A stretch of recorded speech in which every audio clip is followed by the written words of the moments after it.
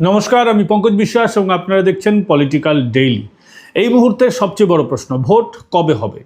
Vote আদৌ কি হবে? কত দফায় ভোট হবে? আমরা অপেক্ষা করেছিলাম election commissioner Gyanesh Kumar, chief election commissioner, মুখ্য নির্বাচনী আধিকারিক, তিনি পশ্চিমবঙ্গে আসবেন, আমরা হয়তো জানতে পারবো, কিন্তু তার কোনো উত্তর মিলল না। তবে ভোট যে সময় মতো হতে চলেছে সেই দিকেই কিন্তু ইঙ্গিত পাওয়া যাচ্ছে, কিন্তু সেই সময় মতো ভোট আদৌ কবে হবে সেটা এপ্রিল মাসের প্রথম সপ্তাহে, নাকি এপ্রিল মাসের শেষ সপ্তাহে, নাকি মে মাসের প্রথম সপ্তাহে? মমতা বন্দ্যোপাধ্যায় ক্ষমতায় থাকাকালীন ভোট হবে, নাকি মমতা বন্দ্যোপাধ্যায়ের মেয়াদ শেষ হয়ে যাওয়ার পর ভোট হবে? যেটার উত্তর আমরা পেতে চাইছি সেই উত্তর কিন্তু পাওয়া গেল না। অন্যদিকে এদিন নজর ছিল আমাদের সুপ্রিম কোর্টের দিকে। সুপ্রিম কোর্ট কবে ভোট হবে, কিভাবে ভোট হবে সেই সংক্রান্ত কোনো রায় কি আদৌ দেবে, সেখানেও কিন্তু আমরা উত্তর পেলাম না। ফলে একটা অনিশ্চয়তা এখনো রয়েছে ভোট ঠিক কবে হবে। তবে ভোট হবে, ভোট যে হতে চলেছে সেদিকেই কিন্তু আমরা ইঙ্গিত পাচ্ছি, কারণ এদিন স্পষ্টভাবে দেশের প্রধান নির্বাচনী আধিকারিক জ্ঞানেশ কুমার তিনি বলে দিয়েছেন যে ৮০,০০০-এরও বেশি পোলিং স্টেশন হচ্ছে, অর্থাৎ ভোট হতে যাচ্ছে। তার মধ্যে ১০,০০০ মহিলা পোলিং স্টেশন হবে, যেখানে সমস্ত পোলিং অফিসাররা মহিলা হবেন, অর্থাৎ মহিলা পরিচালিত হবে। এবং 100% এবার ওয়েবকাস্টিং হবে। কোথাও যদি ওয়েবকাস্টিং বন্ধ থাকে সেখানে কিন্তু পুনরায় ভোট হবে।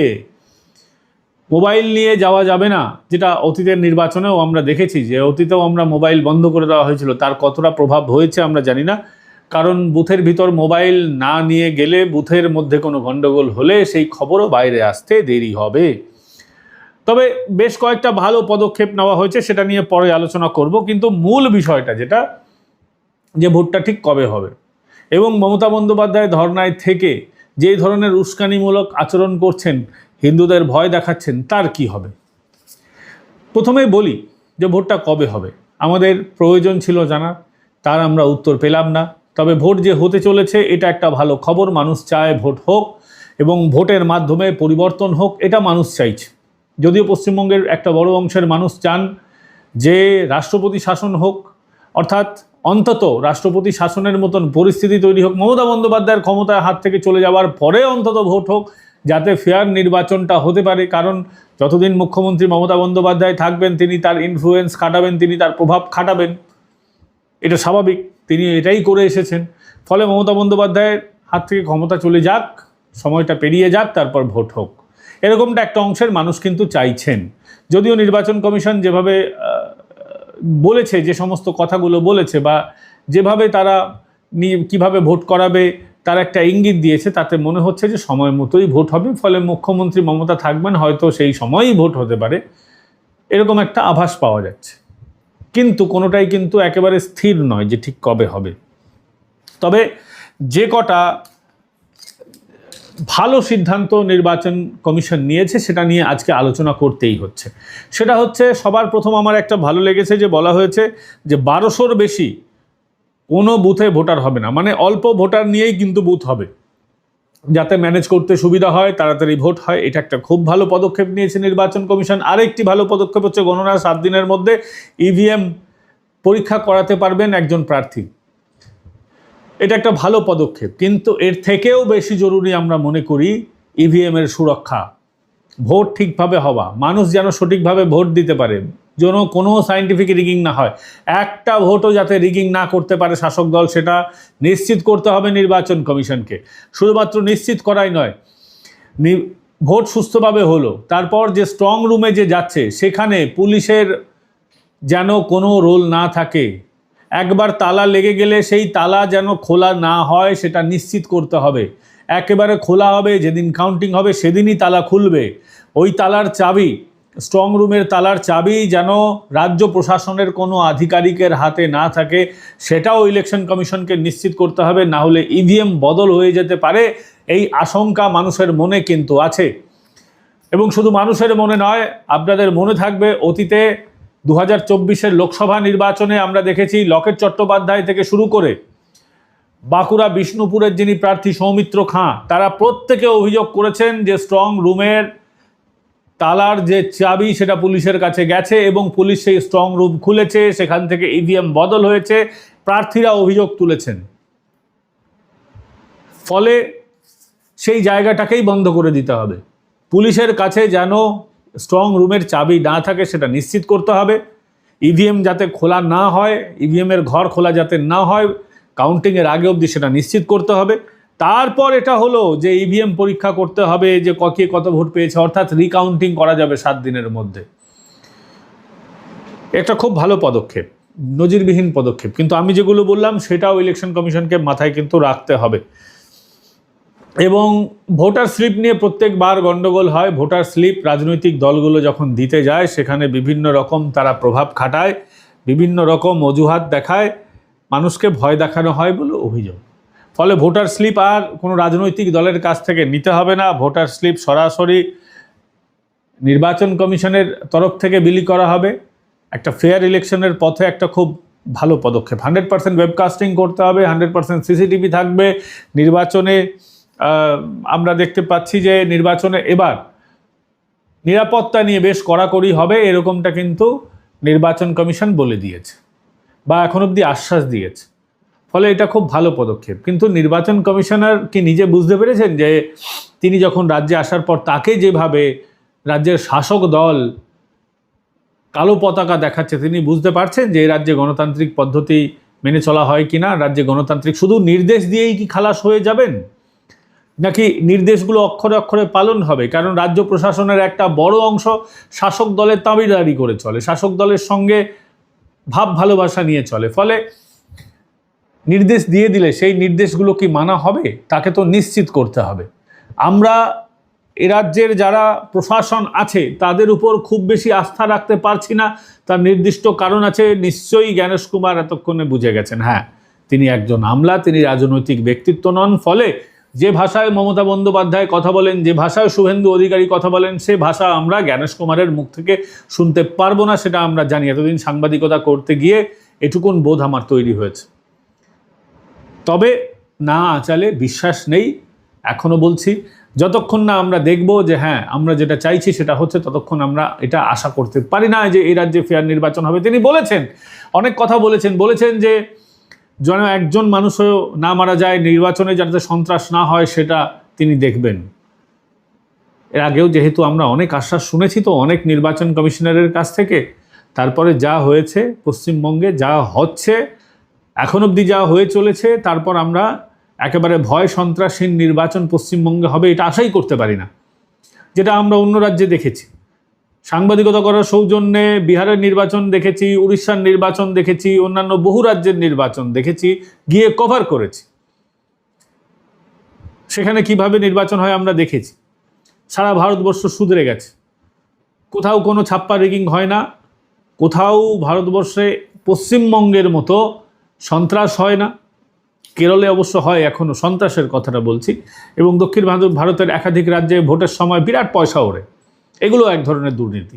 কিন্তু রিগিং, ছাপ্পা যেভাবে পশ্চিমবঙ্গে হয়, যেভাবে পশ্চিমবঙ্গে সন্ত্রাস হয়, এটা সারা ভারতবর্ষে নজিরবিহীন। ফলে পশ্চিমবঙ্গ একটা কেস স্টাডি, পশ্চিমবঙ্গ একটা আলাদা পাঠ্যপুস্তক। ফলে পশ্চিমবঙ্গকে সারা ভারতবর্ষের সঙ্গে গুলালে হবে না। এবং তবে আমরা আশাবাদী, তিনি যেহেতু এখন থেকেই কড়া কড়া ভাব নিচ্ছেন, ফলে অন্যান্য নির্বাচন কমিশনারের থেকে তার ভোট করানোর পদ্ধতি একটু আলাদা হবে বলেই আমরা এখনো আশা রাখতে পারছি বা আশা করছি। এবার বিষয়টা হচ্ছে যে তাহলে ভোটটা কবে হচ্ছে? উত্তর কিন্তু নেই, উত্তর আমরা পেলাম না। কারণ এখনও যেহেতু সবে আরও 10 লক্ষ অ্যাড হয়েছে মানুষের ভোটাধিকার, তিনি দিতে পারবেন কি পারবেন না তার বিচার হয়েছে, তার মধ্যে 3 লক্ষ বাদই হয়ে গেছে। ফলে এখনও ধরে নিতে হবে যে প্রায় এখনও 45 লক্ষ থেকে 50 লক্ষ মানুষের মধ্যে, যখন এই ভিডিওটা রেকর্ড করছি, তাদের এখনও বিবেচনা বাকি যে তারা ভোট দিতে পারবেন কি পারবেন না। এত বড় সংখ্যা বাদ দিয়ে তো ভোট হবে না, এদের নিষ্পত্তি হওয়ার পরেই ভোট হবে বলে আমাদের মনে হচ্ছে। ফলে ভোট সময় মতো হয়তো হবে, অর্থাৎ ভোট এবছরই হবে, কিন্তু ভোটটা এপ্রিল মাসের 15 তারিখের আগে বা এপ্রিল মাসের শেষ সপ্তাহে হলেও হতে পারে বলে মনে হচ্ছে। মার্চ মাসটা পুরোটা লাগবে এই সমস্ত পরীক্ষা নিরীক্ষা করতে, কারণ 500 জন পশ্চিমবঙ্গের জুডিশিয়াল অফিসার, 502 জন প্লাস 200 আরও অন্যান্য রাজ্য থেকে নেওয়া হয়েছে, অর্থাৎ 700 জুডিশিয়াল অফিসার আছে। উড়িষ্যা থেকে নেওয়া হয়েছে, বিহার ঝাড়খণ্ড থেকে নেওয়া হয়েছে। ফলে 700 জন জুডিশিয়াল অফিসার মিলে এখনও তারা এই প্রক্রিয়াটা চালিয়ে যাবেন, বিবেচনার প্রক্রিয়াটা, তাতে সময় লাগবে। এবং সবচেয়ে বড় ব্যাপার হচ্ছে যে আমরা তো সুপ্রিম কোর্টের দিকেও তাকিয়েছিলাম, সুপ্রিম কোর্ট কোনো নির্দেশ দেয় কিনা। এই দিন দেখলাম সুপ্রিম কোর্ট নির্দেশ দিক না দিক তৃণমূল কংগ্রেসের গালে কড়া থাপ্পড় বসিয়েছে। তৃণমূল কংগ্রেসের মেনকা গুরুস্বামী, যিনি রাজ্যসভার সাংসদ প্রার্থী রয়েছেন, তিনি তৃণমূলের কংগ্রেসের, তিনি আবার আইনজীবীও, তো তিনি আজকে সওয়াল করছিলেন সুপ্রিম কোর্টে, বলছিলেন যে জুডিশিয়াল অফিসার ঠিক মতো করতে পারছে কি পারছে না এটা নিয়ে তিনি সন্দেহ প্রকাশ করেছিলেন। অতিরিক্ত ভোটার তালিকা নিয়ে এই সন্দেহ প্রকাশ করায় তাকে বেশ বকাঝকা করা হয়েছে সুপ্রিম কোর্টের তরফ থেকে। সুপ্রিম কোর্ট সরাসরি বলে দিয়েছে যে জুডিশিয়াল অফিসারদের কাজ নিয়ে কোনো প্রশ্ন করা হলে, জুডিশিয়াল অফিসার নিয়ে প্রশ্ন করা হলে কিন্তু ভারী জরিমানা করা হবে। অর্থাৎ এরা যে আদালতকেও কাঠগড়ার মধ্যে তুলতে চাইছে সেটা নিয়ে কিন্তু আদালত ক্ষুব্ধ। তবে আদালত বলেছে ট্রাইব্যুনাল গঠন করা যেতে পারে, জুডিশিয়াল অফিসারদের কাজকর্ম নিয়ে কোনো যদি আবেদন নিবেদনের বিষয় থাকে সেক্ষেত্রে ট্রাইব্যুনাল গঠন করা যেতে পারে।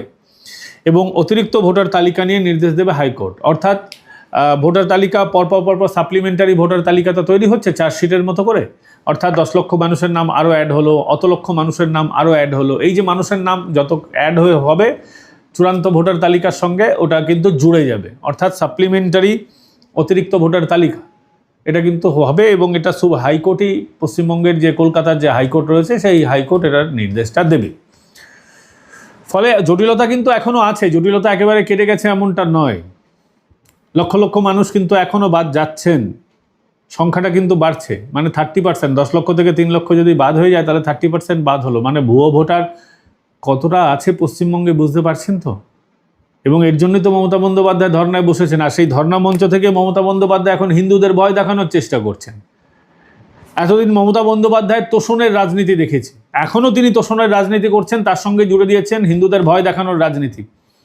তিনি বলছেন একটা গোটা সম্প্রদায়কে, তিনি বলছেন যে মুসলমানরা নাম করেননি কিন্তু বলেছেন আর কি, মুসলিমই বোঝাতে চেয়েছেন যে ওরা খেপে গেলে ওরা 12টা বাজিয়ে দেবে, তাই 13টা না বাজাতে চাইলে আমাদের সঙ্গে থাকুন। মানে মুসলমান 12টা বাজাবে, আপনি রাজ্যের পুলিশ মন্ত্রী, আপনি সেটার বিরুদ্ধে ব্যবস্থা নেবেন না, আপনি উল্টো বলবেন যে আমাদের সঙ্গে থাকো তাহলেই আমরা তোমাদের সেফগার্ড করব। কি সেফগার্ড করবেন? ওয়াকফের সময় যখন আন্দোলন হলো তখন আপনি হিন্দুদের কি সেফগার্ড দিয়েছেন? মালদা মুর্শিদাবাদে যখন গন্ডগোল হলো, হরগোবিন্দ দাস, চন্দন দাস যখন মারা গেল, হিন্দুদের আপনি কি সেফগার্ড দিয়েছেন? মরে গেলে ভাতা দেবেন, কিন্তু সেফগার্ড কি দিয়েছেন? মুর্শিদাবাদ থেকে পালিয়ে পালিয়ে হিন্দুরা মালদায় গিয়ে আশ্রয় নিয়েছিল, কি সেফগার্ড দিয়েছিলেন? কতটা পাশে দাঁড়িয়েছিলেন? কতদিন পর ক্যাম্প ভিজিট করেছিলেন? প্রশ্নগুলো আমরা তুলব না? সবচেয়ে বড় কথা হচ্ছে আজকে ভাতার বেলায় আপনি দেখুন, ভাতার বেলায় সব পাবে, লক্ষ্মীর ভাণ্ডার হিন্দু পাবে, মুসলমান পাবে, কিন্তু ঐক্যশ্রী কে পাবে? শুধু মুসলমান পাবে। পুরোহিত ভাতা কোথায় হাওয়া হয়ে গেছে কেউ জানে না, কিন্তু ওয়াকফের টাকা থেকে ইমাম ভাতা এখনও দেওয়া হচ্ছে। মুসলমানদের একটু বেশি বেশি ভালোবাসেন মমতা বন্দ্যোপাধ্যায়। মুসলমানদের কিন্তু কোনো জাত হয় না, মুসলমানদের মধ্যে শিয়া সুন্নি এগুলো আছে, এগুলো মতবাদ ভিত্তিক, কিন্তু এগুলো সোশ্যাল স্ট্যান্ডার্ড নয় যে কেউ উঁচু জাত নিচু জাত। মুসলমানের মধ্যে কিন্তু কোনো নিচু জাত উঁচু জাত হয় না। তো আদার ব্যাকওয়ার্ড কাস্ট মানে পিছিয়ে পড়া জাতি, ওদের মধ্যে কোনো জাতিভেদই নেই। ইবাদতের প্রকারভেদ থাকতে পারে যে অমুকভাবে ইবাদত করলে আপনি শিয়া, অমুকভাবে ইবাদত করলে আপনি সুন্নি, কিন্তু শিয়া সুন্নি কেউ ছোট কেউ বড় এরকম বিষয়টা নেই। ইব্রাহিমিক রিলিজিয়ানে এরকম জাতি প্রথা থাকে না। তা সত্ত্বেও কী করে আপনি মুসলিমদের আদার ব্যাকওয়ার্ড কাস্টে ঢুকিয়ে দিলেন? তার মানে মুসলমান ব্যাকওয়ার্ড কাস্ট, মুসলমান পিছিয়ে পড়া জাত। মুসলমান সমাজ মেনে নেবে এই কথাটা? ভাতা নিতে পারে কিন্তু মুসলমান সমাজ মানবে তারা পিছিয়ে পড়া জাতি? তারা তো আলাদা ধর্ম, তারা তো আলাদা জাতি নন, কিন্তু তা সত্ত্বেও তিনি দেবেন? একটা পুলিশ মন্ত্রী, একটা মুখ্যমন্ত্রী বলতে পারে কোনো জাতিকে ওরা 13টা বাজিয়ে দেবে, 12টা বাজিয়ে দেবে, তারপরে মুসলমান সম্প্রদায়ের মধ্যে কোনো প্রতিবাদ নেই? তারা কি এটাকে খুব উপভোগ করছেন নাকি? যে মুখ্যমন্ত্রী বলেছেন বাহ বাহ দারুণ দারুণ ব্যাপার, আমরা সত্যি 12টা বাজিয়ে দেব? একটা জাতিকে এইভাবে দাগিয়ে দেওয়া যায় দাঙ্গাবাজ হিসেবে? এটা তো উচিত নয়, মুখ্যমন্ত্রী হিসেবে উচিত নয়। রাজনীতি করতে করতে তো একটা সবকিছুর একটা লিমিট আছে। আপনাদের মনে আছে সিএ আন্দোলনের সময় কি হয়েছিল? নুপুর শর্মার মন্তব্যের বিরুদ্ধে সময় পশ্চিমবঙ্গে কিভাবে আন্দোলন হয়েছিল? নুপুর শর্মা দিল্লিতে বসে বলেছেন, কিন্তু জ্বলেছিল পশ্চিমবঙ্গ। মালদা, মোথাবাড়ি, বেলডাঙ্গা, পরপর পরপর ঘটনা ঘটবে আর আমরা শুধু অবাক হয়ে দেখে যাব। মুখ্যমন্ত্রী কিছু করবে না। এর আগেও মুখ্যমন্ত্রী বলেছেন, এটা মুখ্যমন্ত্রী প্রথম বলেছেন এমনটা না, একটা প্রশাসনিক বৈঠক থেকে তিনি বলেছেন যে ওরা ঘটনা ঘটিয়ে দেবে, ওরা 12টা বাজিয়ে দেবে। মুসলমান সমাজকে বারংবার তিনি প্রভোগ করছেন নাকি মনে করিয়ে দিচ্ছেন যে তোমাদের 12টা বাজানোর ক্ষমতা আছে?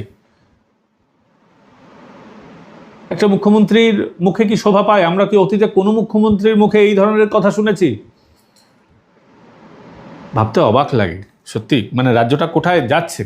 আর একটা অভিষেক বন্দ্যোপাধ্যায়, তার সোনা বাবু, মুখ্যমন্ত্রীর সোনা বাবু, মুখ্যমন্ত্রীর বাবু অভিষেক বন্দ্যোপাধ্যায় তিনি বলছেন যে আপনাদের ভোটার যাদের চলে যাচ্ছে আর কি, যারা আপনারা ভোটার তালিকা থেকে যাদের নাম বাদ হয়ে যাবে, আপনাদের অ্যাকাউন্ট ফ্রিজ হয়ে যাবে। কোথাও এরকম কি নির্দেশিকা আছে?